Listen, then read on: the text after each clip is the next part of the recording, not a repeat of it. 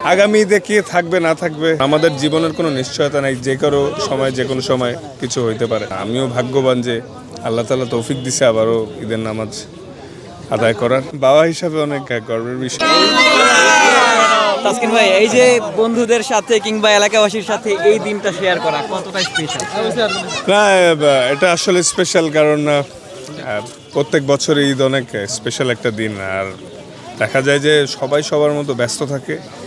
এই ঈদের নামাজের পরে মুরব্বি, বড় ভাই, ছোট ভাই সবার সাথে দেখা হয়, এটা আসলে অনেক স্পেশাল। এবং আলহামদুলিল্লাহ যে আমি, আমার বাবা, আমার ছেলে এবং মুরব্বিরা অনেকেই একসাথে ঈদের নামাজ আদায় করলাম। আমিও ভাগ্যবান যে আল্লাহ তাআলা তৌফিক দিছে আবারও ঈদের নামাজ আদায় করার। তো খুবই স্পেশাল এবং খুব ভালো লাগছে। মাশাআল্লাহ, এটা বাবা হিসাবে অনেক গর্বের বিষয়। এবং আমি প্রায় ওরে বলছি যে তুমি টানা 30টা রোজা রাখো না, আল্লাহ অবশ্যই তোমাকে কনসিডার করবে, তুমি অনেক ছোট।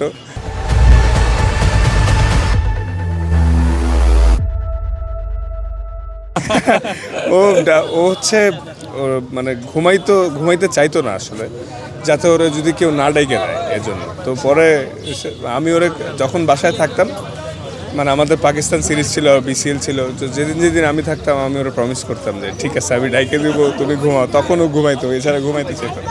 বাট মাশাআল্লাহ, খুশি ওর জন্য। ঈদের দিনে দেশবাসীর জন্য আসলে কি বলতে চান? দেশবাসীর জন্য যে মেসেজটা থাকবে সেটা, সবাই পরিবারের সাথে অনেক উপভোগ করেন ঈদটা, কারণ অনেক স্পেশাল। আগামী ঈদে কে থাকবে না থাকবে, কার কখন কি হয়, আর দেশে আসলে আগের তুলনায় আরও বেশি শান্তিপূর্ণ সব কিছু হোক, এটাই কামনা থাকবে। সবাই অনেক এনজয় করুক, কারণ এই মুহূর্তগুলো অনেক স্পেশাল হয়।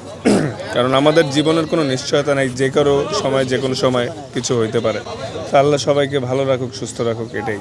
আমার জন্ম এখানে, আমি ব্রড আপ এখানে, এবং এই জাকির হোসেন রোড মাঠে আমি সর্বপ্রথম বল হাতে নেই খেলা শিখি। সো এই জিনিসগুলো অনেক স্মৃতির অন্যরকম একটা জিনিস। তো এলাকাবাসী সবাই অনেক ভালোবাসেন, তো এটার জন্য কৃতজ্ঞ। সবসময় দোয়া করে বাবার জন্য এবং খেলা অনেক পছন্দ করে।